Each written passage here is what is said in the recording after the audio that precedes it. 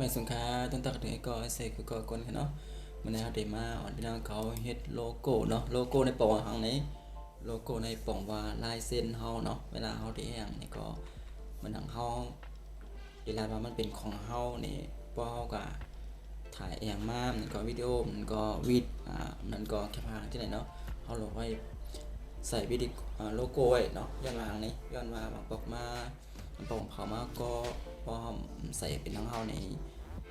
นั่นก็พอเฮ็ดมามันเป็นของเฮาในวันนึงนะพอเพิ่นเอากว่านี้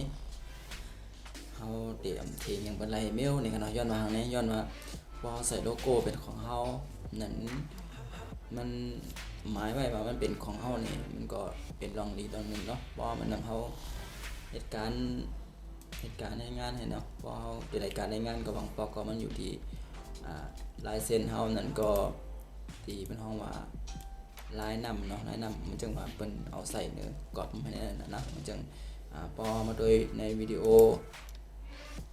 อะไรแก้วแค่พังอะไรแก้วนี่เฮาได้มาตัวนี่เฮาได้มานี่เปิดนี่เนาะโลโก้นั้นปอหังนี่เนาะได้มาตัวเนาะเขาได้มาเปิดนี่พี่น้องเขาครับมันนั่งเจอคนที่เขาถ่ายแคปภาพใช่เนาะมันก็จะมีโลโก้ของเปิ้นนี่เนาะเขาก็จะได้มาตัวนะว่ามันจะเป็นชื่อนี่เนาะมาตัวเนาะพรีเวดดิ้งนี่เนาะ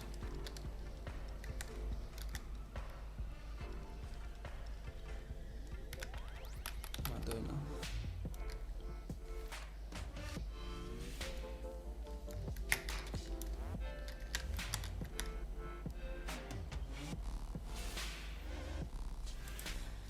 มันนั่ง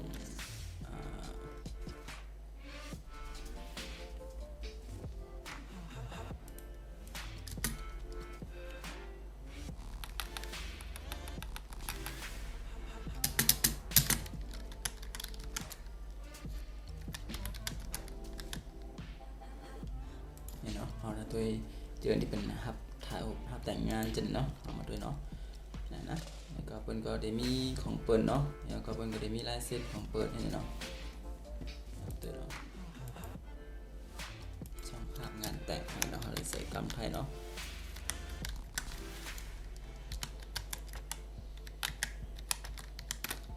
นี่นะเนาะเอาตัวที่ปีก็ได้เนาะที่เขาติดตามเขามาเนาะแล้วก็เป็นปีชื่อเนาะมาตัวที่การงานเขาเนาะมาตัวที่แคปหางเขาที่เขาถ่ายไว้เนาะหนึ่งอันในเปิ้นได้ใส่ลายเซ็นไว้เนาะมันหนังเนาะมันหนังในขนาดนะนี่นะมันหนังในเนาะในหาลายเซ็นเปิ้นในลายเซ็นเปิ้นเนาะแล้วก็ลายเซ็นเปิ้นเนาะแล้วก็ลายเซ็นเปิ้นจังเนาะ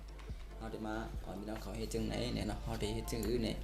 มันมีหลายเมลคาลายเซ็นหวังก็หวังที่หวังตั้งเนี่ยก็ลายเซ็นมันก็ได้เป็นจังไหนกันเลยเนาะแน่นะเป็นจังไหนเนาะอันนี้เป็นโลโก้นะโลโก้แล้วก็นี่เนาะอันนี้ก็นี่ก็ได้มีโลโก้ไว้นะแล้วก็กดติดต่อให้ในเฮาได้เฮ็ดง่ายๆมื้อนี้เดี๋ยวมาสอนพี่น้องเขาเฮ็ดเนาะผ่านทางโปรแกรมตัวนี้เนาะPhotoshop นะครับเปิดมาอันดังสุดเฮาเราได้มาหางครึ่งเฮาได้มาเฮ็ดว่าเฮาได้เอามาก็คือเนี่ยเฮามาที่โฟโต้เนาะแล้วก็เอามาที่เนี่ยแล้วก็เปลี่ยนเป็นพิกเซลครับแล้วก็เปลี่ยนเป็น800เนาะ800นี่ก็เลยว่าแย่เนาะ800ยังเล็กขนาดเฮาก็มากันได้เนาะโลโก้มันได้เป็นสีเหลืองเนาะได้เป็นตัวเล็กได้เฮ็ดตัวเล็กเฮ็ดเนาะมันได้เนาะมันได้เฮ็ดมันข้าวได้ใส่โลโก้ข้าวเนี่ยนะข้าวได้ใส่เป็นเหลืองเนาะ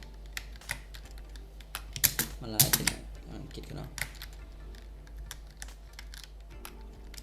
นี่เนาะ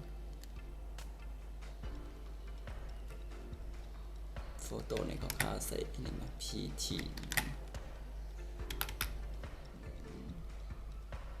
เหลืองนี่ก็ใส่เหลืองเนี่ยก็มาใส่มาตัวเนาะเอามาพอมีไม้เท้าเนี่ยเขาก็มากดคอนโทรลเอามาที่ไหนเนาะอย่างไหนก็อย่างกันไหนก็เนาะนี่ก็ copy ไปอันนึงเนาะ copy ไปอันนึงเนาะ copy ตา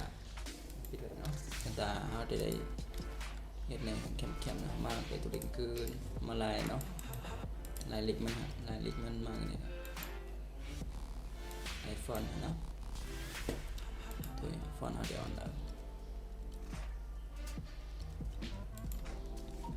เดี๋ยว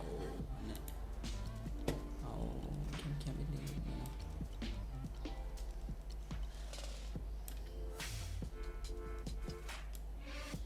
ลายเส้นเนี่ยเต็มเลยสุกสักบ่สุกสักเลยนะ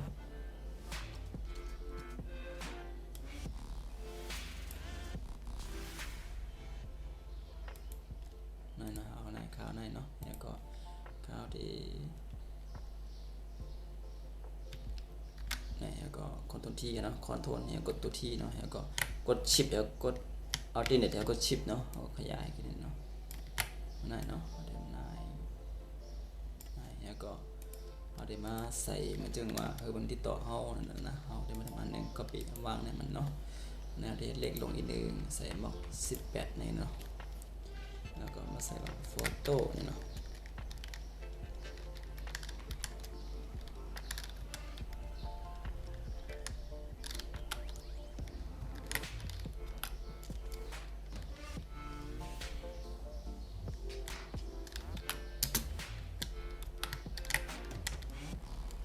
แอนนี่เนาะเอาใส่แอนใส่โฟโต้แล้วก็คลิปวิดีโอเนาะ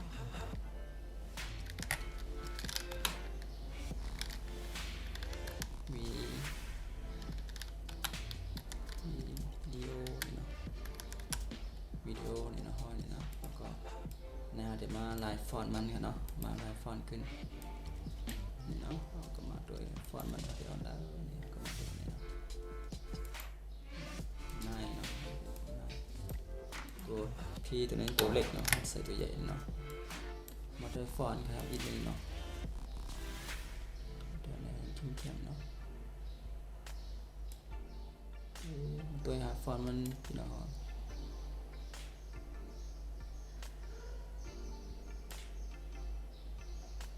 พี่น้องอะไรใจนะฟอนต์มันนะ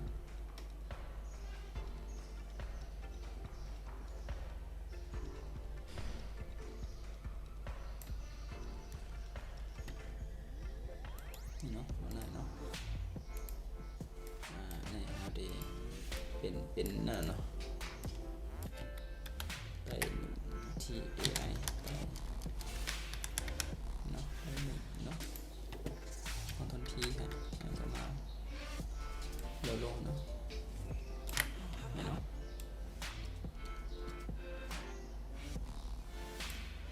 มาตัวกลางนะเขาก็เอาใครเอากลางก่อนมันนะลงมาเนี่ยจะได้ลงมาเนาะแล้วก็เนี่ยโอเคแอปพลายครับแม่ในก็จะย่อลงอีกนิดเนาะแล้วก็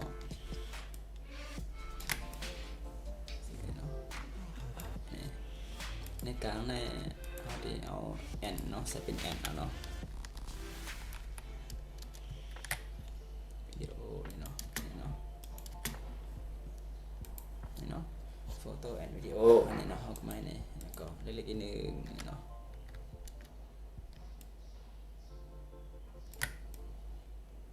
ไหนเนาะเนี่ยนะนี่ก็เอาใส่นายแล้วก็ป่องปูนจามเพราะเขาเคยใส่ลิปไต้แถวนี้ก็ไหลอยู่เนี่ยเนาะเขาก็มาเนี่ยแล้วก็ลายลิปเนี่ยเนาะ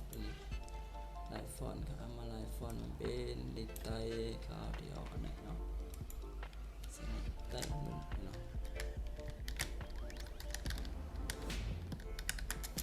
เนาะมาให้เนี่ยก็ปิดมา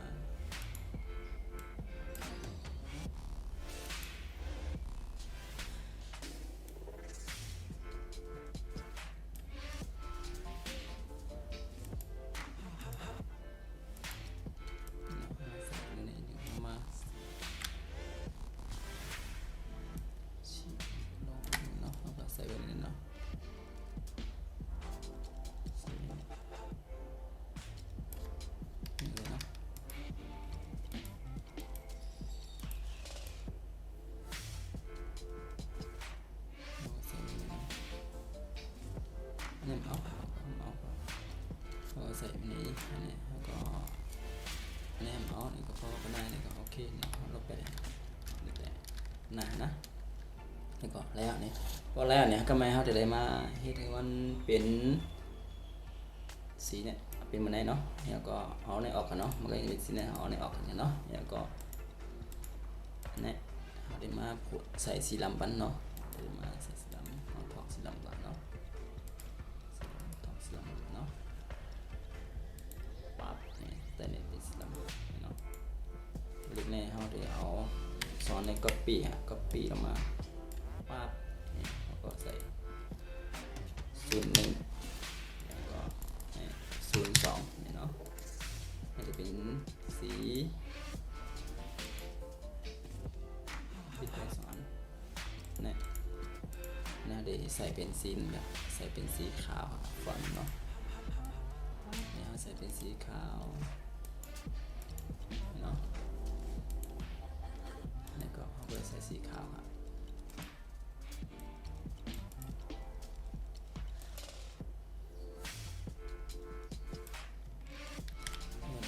ใส่เป็นสีขาว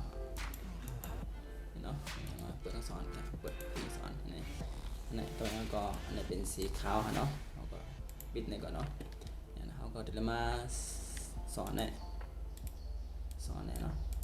แมทกันแมทกันเจ๊เลยเนี่ยมากดเนี่ยแล้วก็กดขวาเนาะแล้วก็มาเนี่ยเนาะลิงก์เลเยอร์เนาะเป็นสอนเนี่ยก็จำกันนะกันแล้วมาอะไรก็กันนะแม่โอเคเนาะเนี่ยเกี่ยวเนาะเสร็จเนาะอะไรเนาะนะก็ไม่ก็มาเซฟกันเนาะเซฟแอดเนาะเซฟแอดเซฟเป็นไฟล์ PNG ครับเราก็ใส่เป็นมาไว้กันในโลโก้เนาะที่ได้ดีนะใส่ไว้ในโลโก้เลยเนาะ2021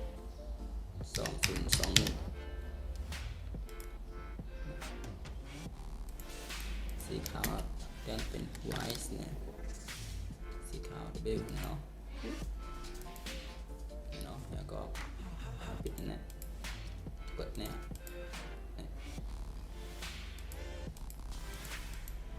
เป็นสีลำขาวไหมเขาก็มาใส่ซ้อนในไปลิงก์กันเขาก็มาลิงก์กันลิงก์เลเยอร์เนาะ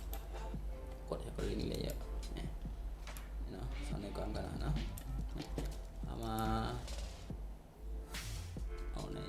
มาเซฟแอด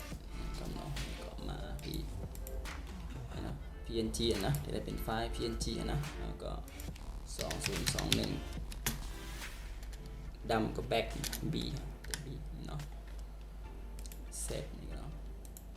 นะครับเนี่ยก็ไม่เอาดีพอจะเซฟในไว้พอตอนดาเขาจะขึงกันเข้าหน้าแล้วก็เซฟอันนี้เนาะเซฟแอดแล้วก็ใส่โลโก้เนาะแล้วก็ใส่2021เนาะเนี่ยก็ใส่โลโก้จำนะโลโก้เนี่ยนะเซฟไป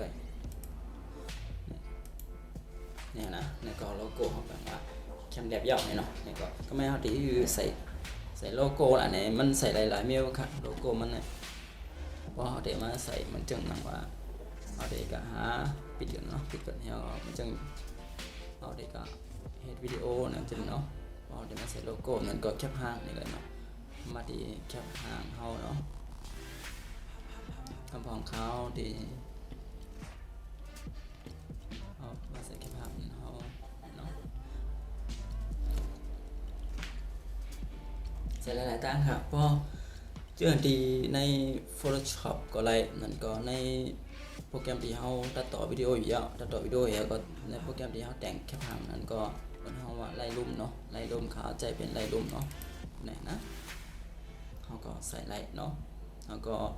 เพิ่มเข้าอะไรในบรรดาเดถึงการใส่โลโก้เขากว่าเนี่ยเนาะในก็มาบอกรัดพี่น้องเขาว่าลายเฮ็ดโลโก้นั้นมันหยาบค่ะเนาะง่ายๆก้อยนะครับนี่เอามาใส่ตัวใน Photoshop ก็ตั้งเนาะ Photoshop เอาก็แคปหางมาครับแคปหางเอามาแคปหางเอาได้ใส่ไว้ดีได้มีเนาะเล็กท็อปอันนี้กำไปเปิดได้รวมกันนะเนาะไปกำนะ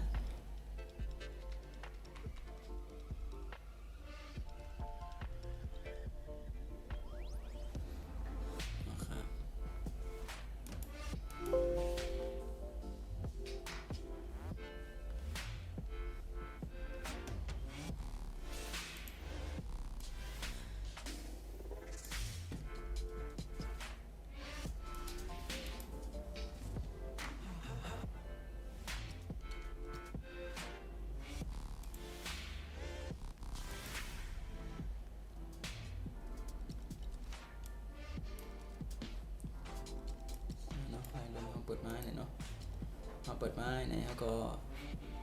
เอากากแคปหางมาใส่เนาะจันใส่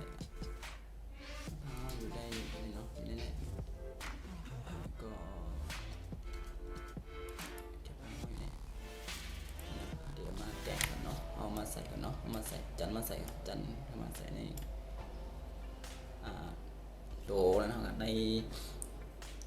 แล้วแต่เตือนเขาเนาะเขาก็มาใส่เนี่ยพอเคมันโหลดยาวเนี่ยเขาก็มาเม็ดเขาก็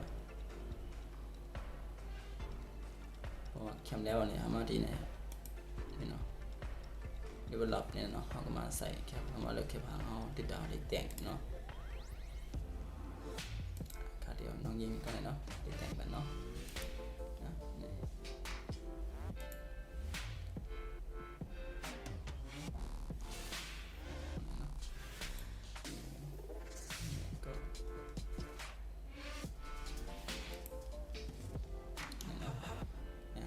น้องครับมีสิวนำนะเนาะน้องออกตั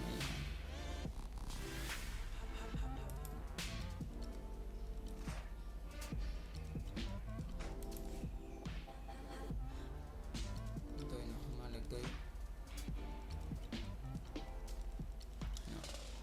เดี๋ยวหุบแน่นะเดี๋ยวหุบแน่เนาะยิงขาเลยมีสิวนำเนาะเดี๋ยวสิวหายค่อยๆหายยืดนี่หายยืดนี่เราสุดเข้ามาที่ไหนครับมาที่ตัวนี้เป็นไลลุมเนาะในเป็นไลลุมข้าวที่สอนใส่โลโก้ก่อนเนาะแต่งหุบแน่ไปสอนเนาะเดี๋ยวมาใส่โลโก้เนี่ยเขาได้มากเลยปุ่มมาเอาแค่พังหุบแน่เนาะ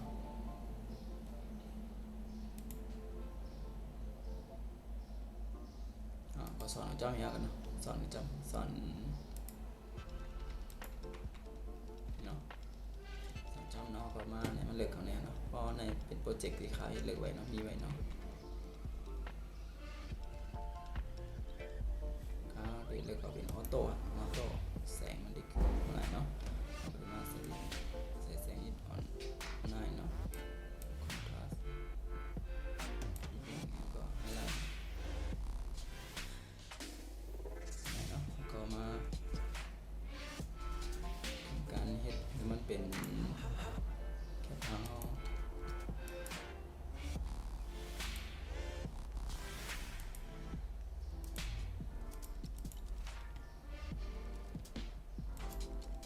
นั่นเนาะก็มาใส่นี่เนาะก็2 ส่วนขึ้นเนาะประมาณนี้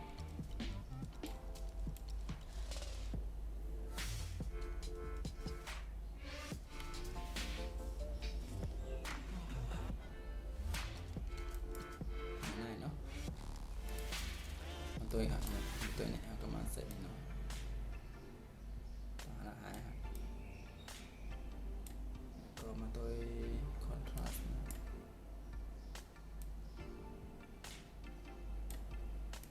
สีค่อนข้างหายไปนะ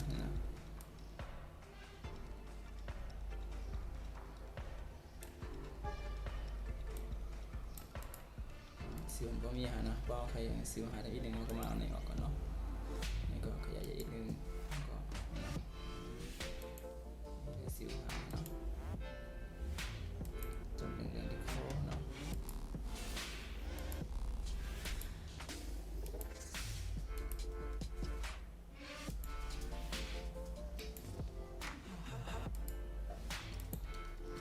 ตัวยาวก็โดนสิวบ่มีเนาะไม่เอาตัวอะไรอันแต่งนะไปแต่งเนาะนะครับตัวเนาะอันนี้ไปแต่งอันนี้แต่งเนาะอันนี้ก็แคปแล้วอันนี้เขาเอาลูกแน่นะครับเดี๋ยวใส่โลโก้ออกมาเนี่ยมาที่นี่มานี่เนาะพอดครับมาที่นี่กันเนี่ยเขาเนี่ยเป็นชื่อมันเนาะเขาใส่หาอีกก่อนเนาะแล้วก็ลงมาแต่เนาะมันจะมีว่าวอเตอร์มาร์กเนี่ยนะเขาจะมาเนี่ยวอเตอร์มาร์กเดี๋ยวดูเลยเนาะเนี่ยเดี๋ยวเอาโลโก้เข้ามาทำเนี่ย edit watermark เนี่ย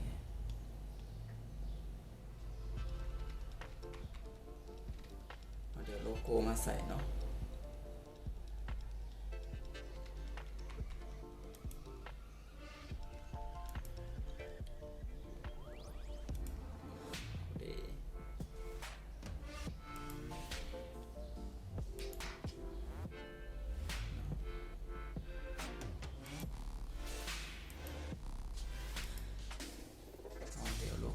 ส่นี่เขาเดี๋ยวยืนเข้ามาเนี่ยเช็งเนี่ยเช็งเนี่ยก็มาที่โลโก้เขาเหมือนนี่แล้วมีได้ดีเนาะก็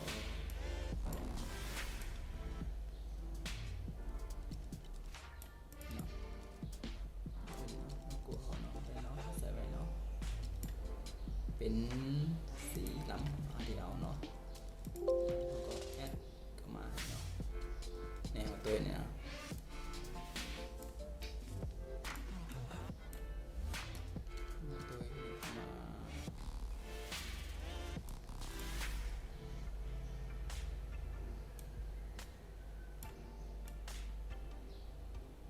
มันง่ายเนาะเขาก็โอเคเขาก็เซฟกว่าครับ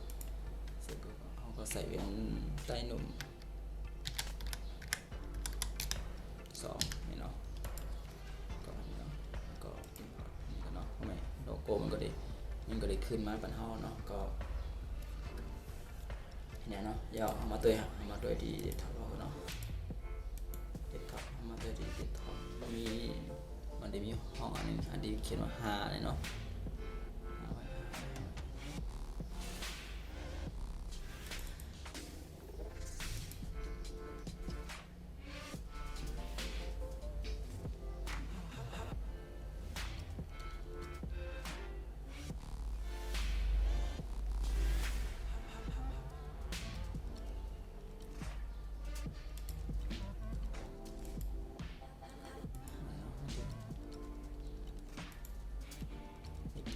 ก็ใส่ว่า2021นี่เนาะ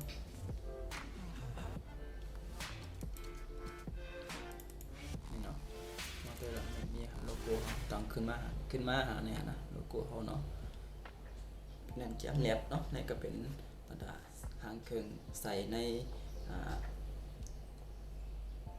ไล่ลุ่มเนี่ยเนาะสอนเจ้าพี่น้องเขาไล่ใจนี่ก็ใครกับเขาสอนใส่ในแถมนั่นก็ใครสอนเฮ็ดเองลองลายนี่ก็อย่าลืมต้องตัดเข้ามาเนาะนี่ก็เป็นตอนดีๆเขามาสอนกันเนาะเฮ็ดโลโก้แล้วก็เข้ามาใส่ในไล่ลุ่มเนาะในโปรแกรมตัดแคปหางเนาะตัดต่อแคปหางเนาะนั่นก็เนาะเขาได้มาใส่สอนแถมอันนึงเขาได้มาใส่ได้เนาะสอนใส่ใน Photoshop เนาะประมาณเนาะโลโก้มาโลโก้ใส่โลโก้อะไรมาเนาะไม่เอาเดี๋ยวแคปหางมาอิมเมจแคปหางมาแคปหางเขาอยู่ที่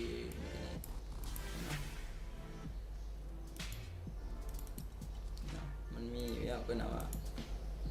ที่มาสอนพี่น้องเขาใส่ทำอันหนึ่งเนาะ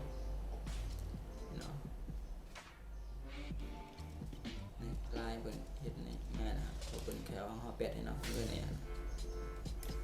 ดิลิทแบบเนาะ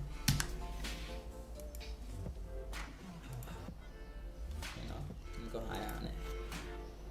มันก็เอาเขาเป็ดเนี่ยเนาะเขาก็กดทับดีนะเขาเป็นเพียงเขาง่ายๆนี่ครับบนแค่ออกว่านั่นนะเขาเลยเอาอะไรใส่นั่นนะเอาใส่เนี่ยจันมาเนี่ยจันมาเนี่ยเขาก็เอาโลโก้เนี่ยกันเนาะใส่เข้าในเนี่ยใส่เข้ามาแล้วก็มาตัวนี้เนาะมาตัวกันเนี่ย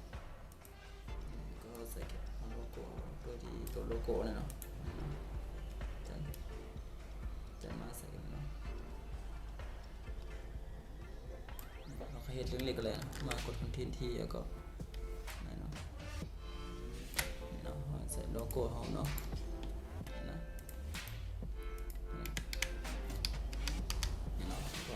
นี่เป็นคำแบบป้อนแล้วก็เซฟก่อนนี่เซฟก็เซฟ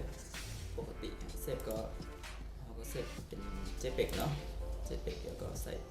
ซอสนี่เข้าไปนี่เนาะแล้วก็เช็คนี่เนาะแปะหาเนี่ยเนาะดิโป้ไว้เลยเนาะ